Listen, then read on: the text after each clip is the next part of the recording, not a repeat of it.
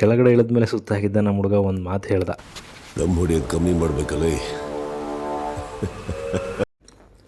ನಮಸ್ಕಾರ ಸ್ನೇಹಿತರೆ, ಶಿವಗಂಗೆ ಮಿನಿ ವ್ಲಾಗ್ಸ್ಗೆ ಸ್ವಾಗತ.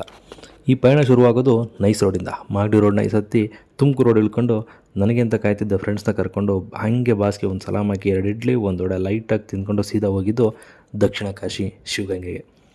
ದಿನಕ್ಕೊಂದು ಒಳ್ಳೆ ಕೆಲಸ ಕಾನ್ಸೆಪ್ಟ್ನಲ್ಲಿ ಕಳ್ಕೊಂಡಿದ್ದ ಕೀನ ಅವ್ರ ಗಾಡಿಗೆ ಸಿಕ್ಕಿಸಿ ಬರೋ ಇಂಗ್ಲೀಷಲ್ಲಿ ಒಂದು ನೋಟ್ ಬರೆದು ಬೆಟ್ಟ ಹತ್ತಕ್ಕೆ ಶುರು ಮಾಡಿದ್ವಿ. ಈ ಚಳಿಗೆ ಕೈಕಟ್ಟು ಕೂತಿದ್ದ ಕೋತಿ ಪೋಸ್ ಕಾಪಿ ಮಾಡಿ ಹಾಗೆ ಒಂದು ಫೋಟೋ.